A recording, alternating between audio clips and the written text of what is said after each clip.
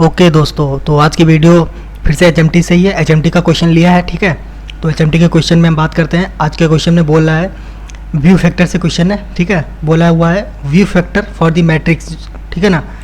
View factor matrix निकालना है हमें, किसके लिए? For two spare zone in the figure.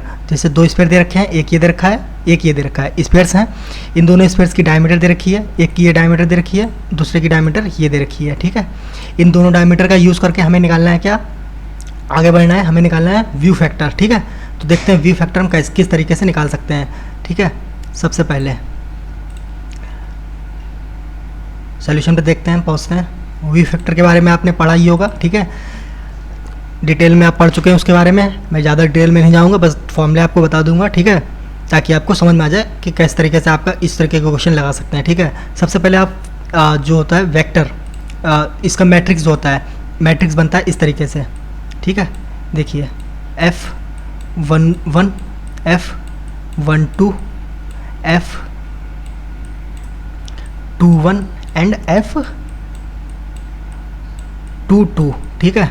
तो इस तरीके का एक मैट्रिक्स होता है, इसको बोलते हैं व्यू फैक्टर मैट्रिक्स, ठीक है। तो इस मैट्रिक्स में आपने बस वैल्यू रख देनी है, ठीक है। F11 की रख देनी है, F12 की रख देनी है, F21 की और F22 की वैल्यू हमें रख देनी है, ठीक है। तो ये वैल्यू किस तरीके से रखेंगे, देखिए। अब यहाँ पर से आपने देखा होगा कि फ्रॉम जियोमेट्री से आप समझ सकते हैं कि जो F11 है उसकी वैल्यू क्या है? 0। F11 की वैल्यू 0 है, क्योंकि आपको पहले ही पता है कि कोई भी स्फीयर है इस तरीके से, ठीक है ना। और यहाँ से अगर कोई भी हीट निकलती है तो वो कभी भी दोबारा इस पर नहीं गिरने वाली है, ठीक है ना। रेडिएशन जो भी निकलेगा वो इस पर कभी भी दोबारा नहीं आएगा। तो इसीलिए जब रेडिएशन दोबारा नहीं आएगा तो इसके लिए हमेशा F1 की वैल्यू क्या हो जाएगी? 0। तो ये जियोमेट्री से समझ सकते हैं। उसके बाद में F1 से लेके 2, F12 के लिए जो समेशन रूल होता है एक, ठीक है ना, समेशन रूल, तो वो आपको 1 वैल्यू दे देगा। कैसे? देखिए, समेशन रूल होता है ये, कहते हैं कि F11 प्लस F12, ठीक है, प्लस जितने भी होंगे, ठीक है ना। आपके पास 2 ही सरफेस हैं, वरना अगर 3 होती तो आप ऐसे आगे चलते चले जाते। F13, ठीक है ना, इजिकल्स टू हमेशा होता है 1, ठीक है ना। अभी हमारे पास क्या ये नहीं है, ये वाला F13 हमारे नहीं है अपने पास, ठीक है। तो इसको हम हटा देंगे, ठीक है। तो अपने पास अभी क्या है? ये दोनों ही हैं। तो F11 की वैल्यू आपको पता ही है क्या है? 0। इसकी वैल्यू अपन ने 0 रख दी, तो F12 की वैल्यू हमें मिल जाएगी क्या? 1, ठीक है ना, जैसा कि हम पहले देख चुके हैं, ठीक। अब उसके बाद में हम आगे बढ़ते हैं। हमने निकाल लिया F11 F12। अब हम यहाँ यूज़ करेंगे क्या? कि रेसिप्रोसिटी थ्योरम, ठीक है ना। तो ये थ्योरम क्या कहती है? A1 F1 equals to A2 F2, ठीक है ना। ये थ्योरी हो गई। तो इस थ्योरी में हमें दोनों A1 पता है, A2 पता है, F12 पता है, और F2 हमें निकालना है। देखिए F2 निकाल लेंगे। A1 क्या है? Surface area. A2 क्या है? वो भी सरफेस एरिया है, ठीक है ना, दूसरे वाले आउटर वाले का। A1 हो गया तुम्हारे इनर वाले का, A2 हो गया आउटर वाले का।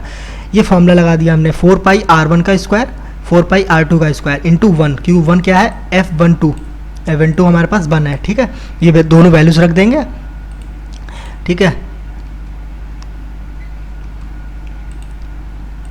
ये जैसे ही हमने वैल्यू रखी हमारे पास निकल के आ जाता है ये वैल्यू निकल के आती है F21 के पास, F21 की वैल्यू अपन ने निकाल ली। अब फिर से समेशन रूल लगाएंगे, समेशन रूल लगा लेंगे। अभी हम F22 की वैल्यू निकालेंगे, समेशन रूल। देखिए अभी मैंने समेशन रूल का फॉर्मूला बताया था, उसी तरीके का same formula, F21 plus F22 equals to 1। तो F21 की वैल्यू अपन ने निकाल ली है, ठीक है ना। ये वैल्यू यहाँ रखेंगे, F22 की वैल्यू निकल आएगी, ठीक है। F22 की वैल्यू अपन ने ये निकाल ली, ठीक है। अब जैसे ही वैल्यू निकल के आ गई 10, हमारे पास ये फॉर्मूला हो गया। ये देखिए, ये इसको अगर मैट्रिक्स फॉर्म में लिखना है, ये F11 F12 F21 F22, तो ये सारी वैल्यूज अपन रख देंगे, आंसर आ जाएगा। ये ऑप्शन इस तरीके से अगर देखेंगे तो ऑप्शन हमारे पास मिल के आ जाएगा, ठीक है। तो थैंक यू।